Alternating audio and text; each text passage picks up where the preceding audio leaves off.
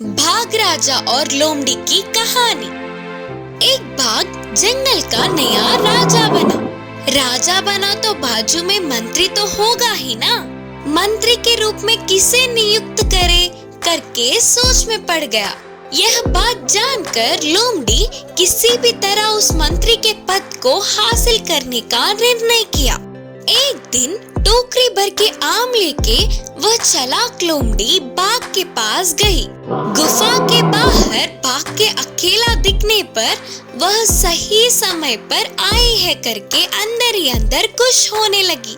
हिम्मत से उसके पास जाकर उसे आमों की टोकरी देकर बधाइयाँ देते हुए बोली, बाघ राजा, आपके जैसे महान दिल वाले इस जंगल का नया राजा बने, इसके लिए आपको बहुत बहुत बधाइयाँ।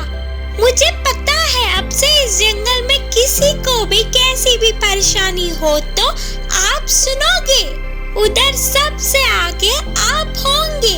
लोमड़ी के ऐसे तारीफ करने पर पहले बाघ शर्माया, फिर उसे बहुत खुशी हुई। बधाइयाँ देने वाली लोमड़ी को धन्यवाद किया। वे दोनों हंसते हुए बहुत समय तक बातचीत करने लगे। उस दिन से लोमड़ी जरूरत से ज्यादा ही उत्साहित होने लगी। हर रोज वह बाघ के पास जाने लगी और हर दिन एक जानवर की चुगली करती थी। एक दिन बाघ से ऊंचा होने का गर्व है हाथी को करके बोली। दूसरे दिन उसके राजा के पद को बाघ ने चुरा लिया है करके शेर गुस्से से आग बबूला हो रहा है करके बोलकर उकसाने लगी। फिर एक दिन उसके जैसे पेड़ों पे नहीं उछल सकता करके बंदर ने चिढ़ाया करके बोली। इस तरह हर रोज लोमड़ी जंगल के सभी जानवर बाघ को कम समझ रहे हैं करके बोलती थी। वह अकेली है जो बाघ से डरते हुए उसका आदर सम्मान करती है करके ये सब कुछ बोलते हुए उकसा रही थी। हर दिन एक जैसे लोमड़ी के कहे हुए बातों को बाघ और कितने दिन सुन सकता था। कुछ दिनों के बाद उन बातों से वह पक गया। एक दिन लोमड़ी की बातों में कितनी सच्चाई है करके जानने के लिए बाघ पूरे जंगल में घूमने लगा। जंगल के सभी जानवरों ने उसका सम्मान किया, पर किसी ने भी उसे कम नहीं किया। फिर यह पूरी बात जानने वाली लोमड़ी परेशान होकर गुफा की तरफ भागते हुए हांककर बाघ से बोली, महाराज जी, आप मासूम हो। आपको देखते ही सभी जानवरों ने अच्छे से नाटक किए होंगे। आप यह नहीं जान पा रहे हो। ऐसे परिस्थितियों में मेरे जैसे मंत्री आपके साथ होना अच्छा होगा। लोमड़ी के इन चिकनी चोपड़ी बातों से बाघ को उसका चाल समझ आ गया। इससे बाघ ने लोमड़ी को गुस्से से एक लात मारी। पहले जान तो बचा लो करके उधर से भाग गई। इस कहानी से हमें यह सीख मिलता है कि हमें दूसरों की चुगली नहीं करनी चाहिए और सबके साथ मिलजुल कर रहना चाहिए। सफेद हाथी। धंडकार नामक गहरे और घने जंगल में एक सफेद हाथी रहता था। वह बहुत ही उत्तम हाथी था। उस हाथी की माँ भी थी। वह माँ हाथी कुछ भी देख नहीं पाती थी। सफेद हाथी उसके माँ का बहुत अच्छे से देखभाल करता था। पूरे जंगल में घूमकर मीठे और अच्छे फल माँ के लिए लाकर देता था। एक दिन सफेद हाथी भोजन के लिए गया तो उसे एक इंसान के रोने की आवाज सुनाई दी। सफेद हाथी ने उस इंसान के पास जाकर कारण पूछा। तब उस इंसान ने कहा, मैं इस जंगल में रास्ता भटक कर आया हूँ। 3 दिनों से घूमने पर भी मुझे वापस जाने का रास्ता नहीं मिला।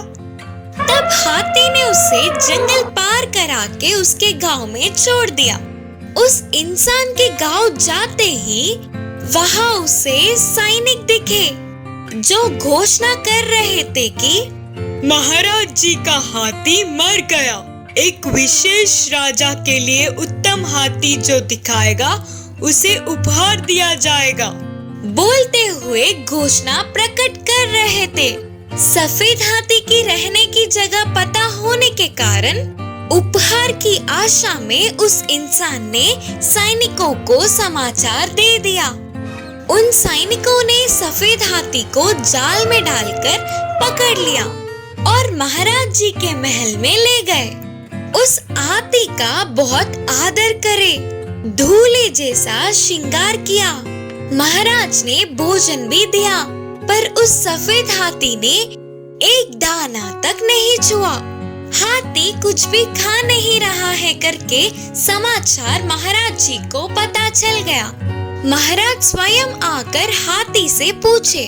तब हाथी ने कहा, मुझे ये राजभोग नहीं चाहिए।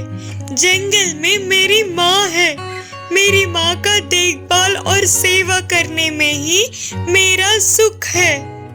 हाथी के बातों को सुनकर महाराज पिघल गए। तुरंत फिर से सफेद हाथी को जंगल भेजने की व्यवस्था करवाया।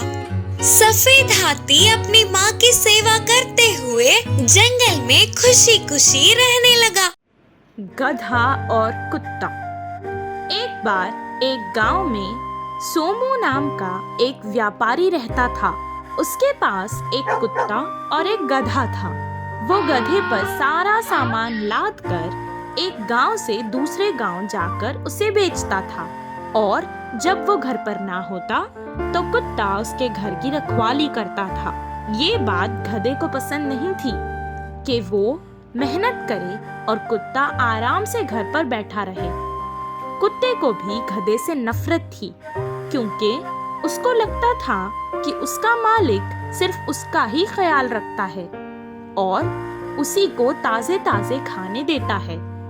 एक दिन उसे गांव जाने के लिए जंगल से गुजरकर जाना था, इसीलिए उसने कुत्ते को भी अपनी हिफाजत के लिए साथ ले गया। वो दोनों सारे रास्ते में कुछ बात नहीं कर रहे थे। दोनों हमेशा से एक साथ रहते थे, पर फिर भी अजनबी जैसे ही थे। सोमू रास्ते में एक गांव में रुककर कुछ और सामान खरीदकर अपने गधे पर लाद कर ले जाने लगा। कुछ देर बाद थक कर सोमू एक पेड़ के नीचे आराम करने बैठ गया। थका हुआ सोमू कुत्ते के साथ होने के कारण बेफिक्री से सो गया। कुत्ता भी वहीं उसके पास बैठ गया। उन दोनों को अब बहुत भूख लग रही थी, पर मालिक सोया हुआ था देखकर वो चुप रहे। गधा उसके पैरों के पास की घास खाने लगा। कुत्ता ने भी बहुत देर ढूंढा, पर उसे कुछ खाने को नहीं मिला। वो गधे के पास आया और कहने लगा, कितने अच्छे से तुम घास खा रहे हो, मुझे तो खाने के लिए कुछ मिल ही नहीं रहा है। भूख से मेरी हालत खराब होती जा रही है। अगर तुम मेरी मदद करोगे और थोड़ा सा झुक जाओगे तो मैं भी कुछ खा लूंगा तुम्हारे ऊपर रखी बोरियों में से। नहीं, मैं तुम्हारी कोई मदद नहीं कर सकता। तुम मालिक के उठने तक थोड़ा सब्र कर लो। अगर तुमसे वो नहीं होता तो जाओ मालिक को उठा लो। कुत्ते को डर था कि अगर उसने मालिक को जगा दिया तो वो उसे उठकर मारेगा, इसीलिए वो डर कर चुपचाप बैठ गया। कुछ देर में वहाँ से एक भेड़िया गुजर रहा था। जब उसने गधे को देखा तो उसके मुंह में पानी आ गया। वो उसका शिकार करना चाहता था।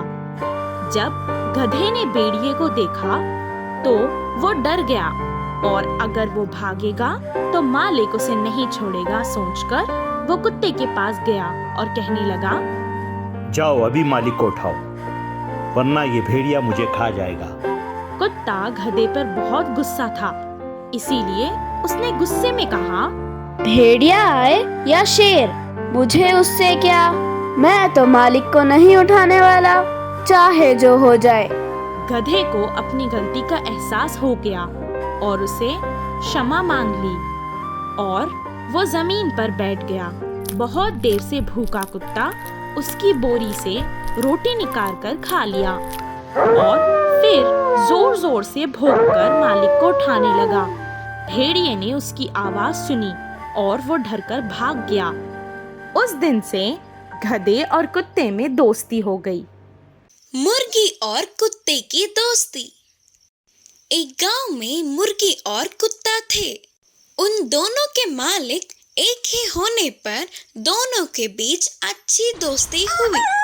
वो दोनों गांव में साथ ही घूमते थे और साथ ही खाना भी खाते थे। उनकी दोस्ती को देख गांव के बाकी के पशु पक्षी चौंक जाते थे। एक दिन मुर्गी और कुत्ता पास के जंगल में घूमने गए और जंगल में बहुत देर तक मजे से घूमे। जंगल को पहली बार देखने पर उन दोनों को बहुत खुशी मिली। ऐसे मजे में सब कुछ भूलकर जा रहे थे तो शाम ढल गई। तब मुर्गी ने कहा, अरे रे, रात हो गई, हमने तो ध्यान ही नहीं दिया। अब हम क्या करेंगे?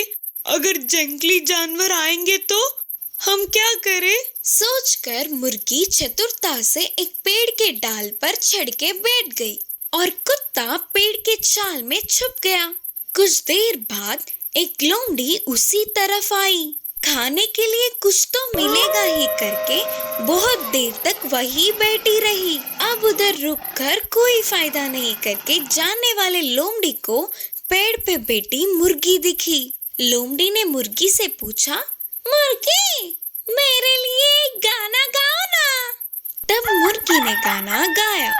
अपने दोस्त की आवाज सुनते ही कुछ तो खतरा है करके पेड़ के छाल में छुपा कुत्ता सतर्क हुआ। फिर लोमड़ी ने कहा, मुर्गी, अच्छी सी मुर्गी, नीचे आकर गाना गाओ ना, मैं तुम्हें एक अच्छा सा तोहफा दूंगी। लोमड़ी के चाल को मुर्गी समझ गई और बोली, लोमड़ी मामू, मेरे पैरों में दर्द है, मैं अब नहीं उतर सकूंगी।